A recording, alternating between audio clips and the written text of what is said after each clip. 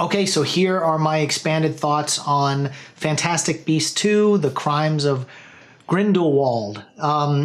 First of all, I binge watched. My wife is a huge Harry Potter fan. She's got all the books, I didn't read any of the books. I had only caught one or two Harry Potter fans back in the day. So when the first Fantastic Beasts was out on HBO, she said, well, I said, why? I haven't seen all the other Harry Potter movies. I want to. And so we binge watched all the Harry Potter movies and then rolled right into Fantastic Beasts. And then, so now I'm all caught up, and we went and saw Fantastic Beasts 2. And I really enjoyed the film. There was a couple of areas where it gets a little slow. Some whole sequences seem like they didn't need to be in the movie, and they were just there specifically for eye candy. Lots of twists. I won't go into too many of them. But I will talk about a lot of the new creatures that are in this movie, which is really cool. That's the best part about this.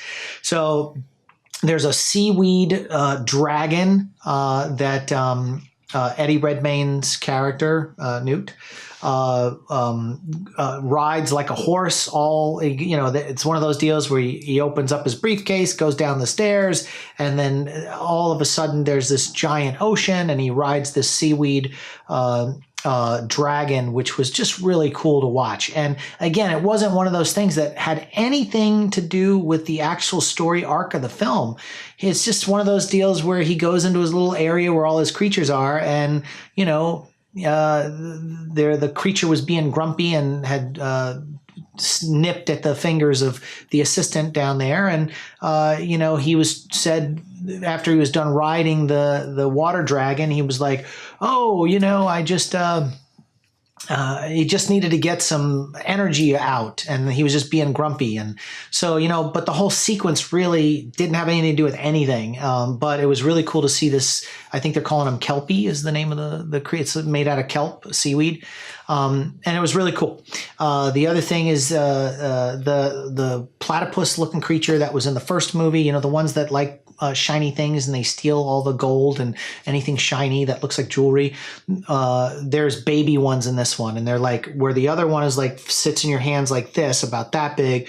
These are all little ones about this big in your hand, and they're stealing everything. And then they play a crucial role later on in the film, that particular species.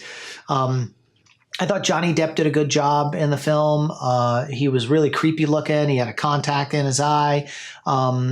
It didn't feel like he dialed in his performance. Lately, Johnny Depp he gets into these movies and he likes to be completely different from anything he looked like prior. And, but he's starting to, I hate to go this way, but he's starting to age a little bit in his face, and you can really see it in this film.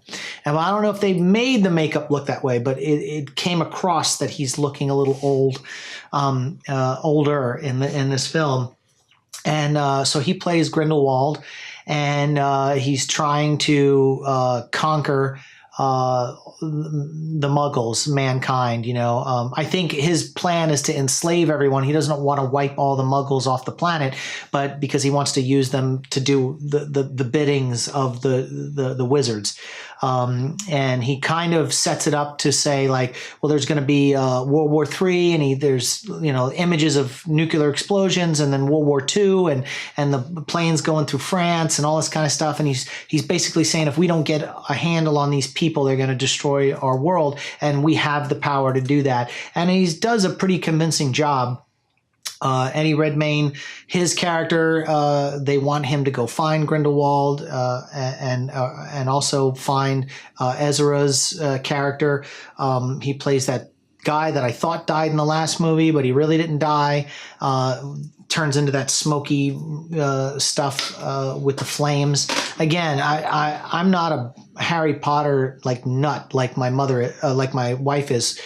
So I go into these movies just kind of absorbing them, and there's things I miss because I don't know all the books and the ins and outs and the history and all that kind of stuff. So I have a tendency to just kind of watch it for the visual palette. There's this other creature that's in the movie that was really cool, and it's kind of based off of when you ever see like Chinese parades, and they walk around like 10 people with the sticks, and they're holding on to like a dragon, and they're like moving them around and making them twirl and all this other kind of stuff, like a paper dragon.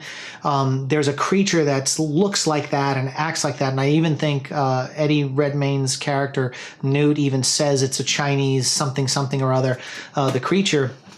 And it was really, really cool, and it was vicious, and it was like, the thing about it is they pushed a small little side note theme about like circuses and treating animals with respect and not caging them and all that. There was like a little sub thing that they slid in there, a little political statement, which was okay with me because I hate circuses. And it was really cool because this one creature was being abused, and it broke out and was tearing apart Paris, this little, so many blocks of this little street area where they were having this like freak show carnival with all these creatures. And you think this thing's going to kill everyone. And of course, Eddie Redmayne, Newt's character, he opens up his briefcase and he pulls out this stick with a little furry thing on it with 2 eyeballs, and it's got little bells. And it's like one of those things that you play with a cat, and you like, gling, and the cat, wants to do like this and follow it and everything. And he pulls it up like this, and the thing just like freezes. And instead of being this growling creature that you think is going to kill everyone, he like turns into like a cat, like a kitten, and wants to play with it. And then he takes it and he drops it in the suitcase, and the whole giant creature shrinks down and goes right into the briefcase, and then he closes it up. It closes up, and so he saves the day in that particular scene. But that creature was so awesome. And, it's so hard with all these new movies to come up with something we really haven't seen visual on screen. Every time you see a new Star Wars movie, or every time you see a new creature film, they're always trying to come up with something that just we haven't seen before. And this thing kind of moved like that one creature in Attack of the Clones that Obi-Wan Kenobi rides, that dragon that goes through the caverns. Kind of moves like that, but it's got hair on it. It looks like the Chinese dragons, and there's some cool images out there on it right now. They kind of showcase all the creatures and some still images online. So if you did happen to stumble across them in promotions and stuff, I'm not spoiling anything there, but some of the scenes I'm spoiling. And so it was really cool, that creature. And then that creature comes back later and plays another powerful role in the climactic thing, which is really cool. Because, Newt kind of took him and saved him. And when he went into the briefcase, he had a beautiful realm of fields and all this other kind of stuff where that creature could go and not feel like he's being abused and being put in a cage. And so it gave it like a sanctuary, if you will.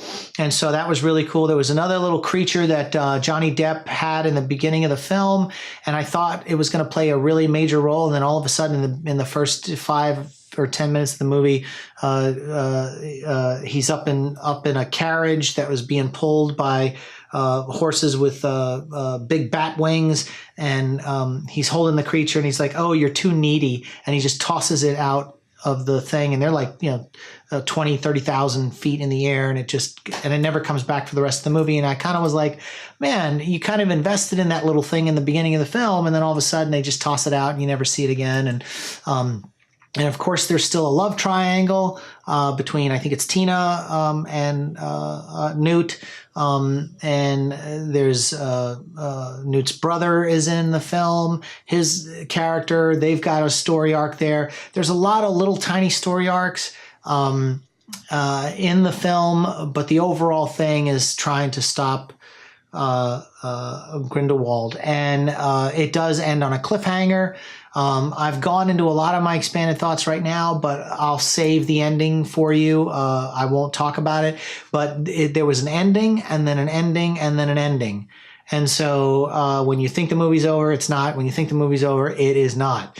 And it just opens a little bit of a Pandora's box and ends on a cliffhanger. So you have to watch the next movie because you kind of go, well, that doesn't make sense with Harry Potter part. But I'm sure it's all going to get tied together.